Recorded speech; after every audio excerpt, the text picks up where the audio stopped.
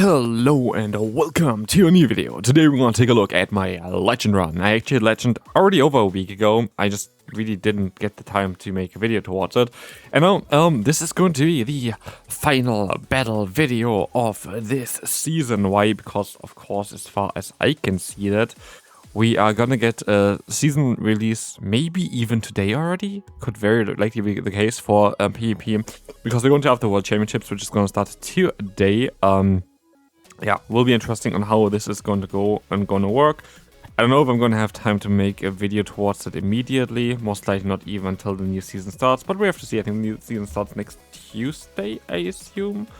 So yeah, we see. Generally speaking, this is my legend team. I had legend. Woo.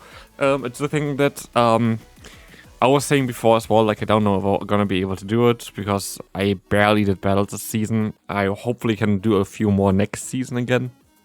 But at the end of the day, as always, it all kind of worked out well. This team was amazing. I only did 9 battles with this team, and I climbed an insane amount of points. So, yeah, definitely enjoy this video. All battles I did with this team was in here. I had why 9 battles? Because I did one battle with a team that I just copied from someone online. I was like, that didn't work out for me. And so I went ahead and made my own team. And yeah, that is just how I got to legend. And that's generally a thing that I feel like for myself, at least, is something that I had noticed quite from the beginning, basically. There are only a few seasons where I hit legend with someone else's team. Like, most of the seasons, I hit legend with my own team, because I can't really play as well with someone else's idea than with my own idea. And that's something that I definitely noticed. And I know that also this team, for example, is most likely not perfect, but it does work out, and this works out beautifully, especially for my playstyle that I have, and the way I want to play the game. And I just analyzed the meta as well, and I was like, Fairy looks fantastic right now. Let's give Fairy a little bit more love today. And that's why I decided to go ahead and go for not the most common Fairy type Pokemon. I know Azumarill is, in theory, maybe the most common Fairy type Pokemon, but I see Tinkaton everywhere, and it makes no sense to run Azumarill in Tinkaton meta, I thought. But actually, it was so good, because we have now the Thievul Community Day that only just happened. Thievul is a fantastic Pokemon, a very cheap Pokemon to have as well. A lot of people are running it. And Azu is just feasting on this Pokemon. Like, it literally can't do anything against Azumarill. So that's why I was deciding to go for this Pokemon instead, because I just like the bulk. I think it's the better Fairy type as a Fairy type compared to Tinkaton. Tinkaton is more like a Steel type in my opinion. And so it fit a bit more the profile on what I wanted to see from the Pokemon in the back there. And again, there are of course going to be some Pokemon that are going to be more difficult to play against, but generally a lot of times you can just beat them in a team effort. So far, I think we won both of our games. Ooh, in comes Feraligatr. And I make a bit of a mistake here, most likely. I decided to go into my Florges, and you may most likely gonna think, now, why is he not going into his Azumarill? And that is a very valid question. Thank you for asking. I have no idea. Like, now looking at it, I show most likely into my Azumarill. I usually don't like the Feraligatr Azumarill matchup when they have 2 shields, because then they can kind of force something. But, like, what is going to happen now? Like, we are not in a good position either. They are going to have now their, Clodsire against us. I could try to catch a move, and that works out beautifully, to the point that I even get a free fast move in, which is amazing. And the Earthquake is being caught. That is not what I wanted to catch, of course. I thought it would be most likely something like a Sludge Bomb or something, and this would have been resisted. But no, we have Earthquake against us. They're going to go into the Primate, but luckily I can still get another charge move here, which is fantastic, because now I get the shield, I can go into my Florges, I can still take a hit because they're not boosted yet. They're going to boost themselves now.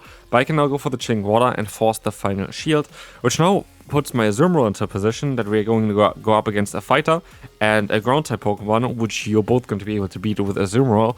The only thing that kind of worries me is a bit if they kind of ramp up enough energy as well. But as we're going to see here, they're just gonna go down anyway, and we saw already they don't have a Sludge Bomb on the Clodsire, so we're in a very solid position, and we're gonna see them forfeiting, so we're 3-0. Okay, out of all the Pokemon, didn't expect to see Lucario in like the top tier meta. Oh, by the way, another reason why I think that Azumarill is a fantastic pick right now is the Pokemon we're going up against. I was a bit late at swapping out here. I wanted to get some energy first, but Mantine has no play against Azumarill. Like, all the energy that they just generated basically against my Dusknoir is just going to go to waste. And I see Mantine so many times. Like Mantine is one of the most common Pokemon that I see in higher up Elo range. And Azumarill is just feasting on this Pokemon as well. Like, look at this Ice Beam. We're not knocking them out, or we put them into a range where I can just at least farm them down later on. Could have went for player off, would have knocked them out with that one. But now I have still energy for this matchup. In comes now my Dusknoir, and I make a bit of a mistake. I did not know on how much a Dynamic Punch would do against Electrode. I thought that Electrode is quite squishy, maybe is enough to put them into farm down range. Turns out that is not the case. I need to go for a charge move. Like, yeah, there would be farm down range if I would want to use my next shield there as well, but I don't.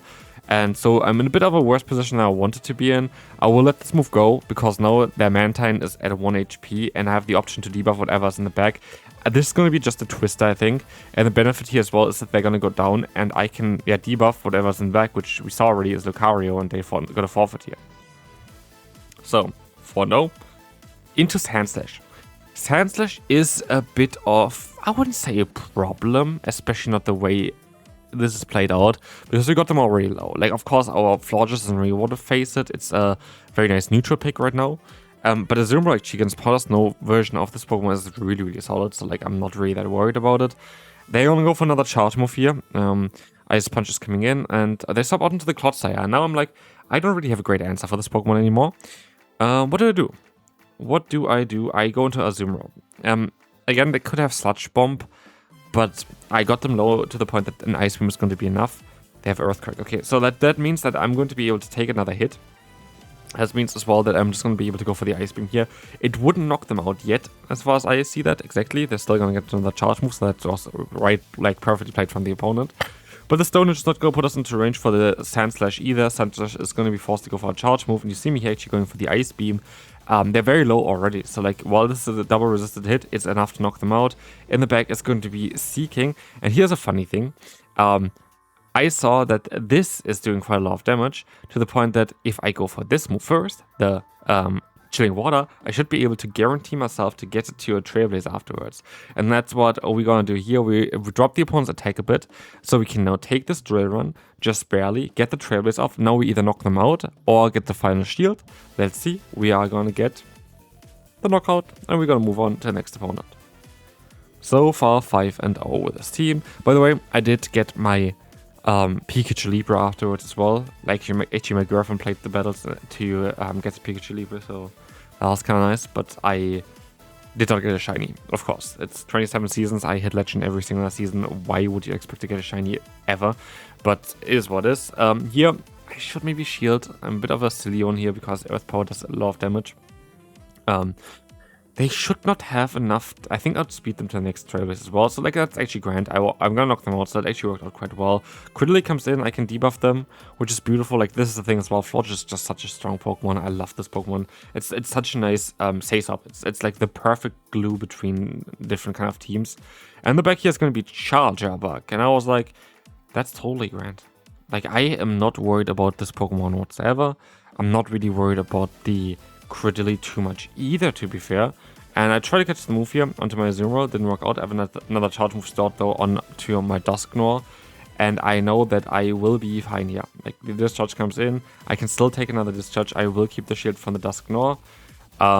Discharge comes in again, and we can go for an Ice Beam. And the Ice Beam is either going to get the shield or the KO is going to get the shield. That's fine. And now I can just go for the Shadow Punch. They are deciding to support into Critterly, knocking them out with that. That's totally okay as well. They had energy stored on this Pokemon, and now it's going to get a free fast move in anyway, and I'll win this battle. I didn't actually know that we were in 6-0 so far, but we apparently did. And we have a very bad lead for ourselves. Feraligatr is a Pokemon definitely that I've seen had quite a bit of a usage increase recently in the top meta, and we see here now a problem. Jumpluff. What do you do against Jumpluff with this team? Not a lot. Like, it's just me being honest, you have not a lot of play here. We are in a very, very tough position for ourselves. I know I can take this hit. I know I have a Trailblazer installed for later on, which I want to try to focus on as well, because I will be able to use them against the Feraligatr. they double debuff, so like this energy ball actually is not doing that much luckily, but like I am in a very bad position because I need to kind of get rid of the shields, which I at least get here. Is it worth it for me to shield here? It is, because I want to get the final shield. It would be ideal. I do get the final shield. Okay, why is this? Oh, like, hopefully, let's see. Do they shield? They do shield. Why is it so important? Because now I can go for the Trailblaze at least. You saw me go for one extra fast move. Why is this important? Because I now should be able to outspeed the opponent's jump off again. Because I want to get them kind of low, which works out beautifully. If I didn't go for the extra one, maybe they would have went for the charge move before me. They're low now. And I hope that I can somehow utilize my Zoom against whatever they have in the back to win this battle. They're gonna go for the energy ball, doing some super effective damage. I can farm them down. What do they have in the back? It is Licky, and I do feel like we lost this. I can't see them not winning this battle. Like, in order for them not winning this battle, what they would need to do is they would need to be able to, yeah, like, we would need to be able to catch the Shadow Ball basically on other Pokemon, which we saw already didn't happen. And now this is game over. So, 6-1, that's fine. But this was actually a game that was also kind of winnable and that was very tough, generally speaking. Alright, Altaria. What do you do here? You are trying to catch a move. Why? Because this is actually not a good matchup, but most people are still gonna swap out, which we see here as well. And that's why Florges itself is not here in order to actually deal with the Altaria. Florges itself is just here to kind of bait out a Pokemon that could be good against Fairy-type Pokemon. In this case, Corviknight is quite solid against it. But it's mainly there as well to kind of force them out. Because people still gonna sub out, even though like we don't have any charge of damage that's going to do any damage against them. Just because we are Fairy type and we are Fairy Wind, the opponents are swapping out against us, which is exactly where we kind of try to force the opponent to do. So like they kind of went into our trap. It wasn't really directly a trap or whatever, but like they kind of did what I was hoping they would do. And so at this point, we're at least going to be able to get the farm done against the Altaria. We have energy here on DUSKNOIR. They're going to go into their Corviknight and get another charge move off. I don't want to lose all my energy yet, so I'm going to use a shield. And so we're shields down. They have a Seeking in the back, and I will, I think, misplay this one quite significantly. Let's see. I have now the what's called Dynamic Punch stored for laydown, which is nice. Like, Dynamic Punch does quite a bit more damage compared to what the Shadow Punch is doing. But now it depends on how this matchup is going to be, because I need to hit 2 players in order to win this battle. If I don't hit 2 player-offs, I'm going to be in a very tough position. I do think we should be able to do it though. Like, based on what I see currently damage-wise, I'm fairly certain we should be kind of fine here. Let's see. Yeah, we have the Ice Beam stored. We won. Good game. So we are 7-1 with this one, because I have now the option to even catch this move here. Even now, I'm just going to play it super safe. I can go back into my Azu, catch the next move. Now the energy dry. I have a Dynamic Punch stored, and I win the battle. And so, it's down to one singular last battle, of course. As you know already by the title, everything, like, we hit Legend, of course, here with this team. This is the last battle there as well. I didn't actually record claiming Legend, though, so sorry about that. But yeah, you will see me with a post next season, because I have all of that kind of stuff. I just didn't press record for me claiming my final thing there, because I had my girlfriend claim it, just because I was like, here, have fun with that.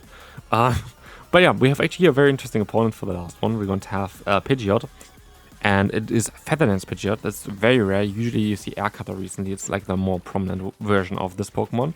But I am going to be able to catch a move here onto my Azumarill, which is actually fantastic, because I kept the energy on my Florges. They're debuffed here now. I can get a ton of energy and do a lot of damage with my Bubble. We saw the Pidgeot, which is going to be weak against the Ice Beam.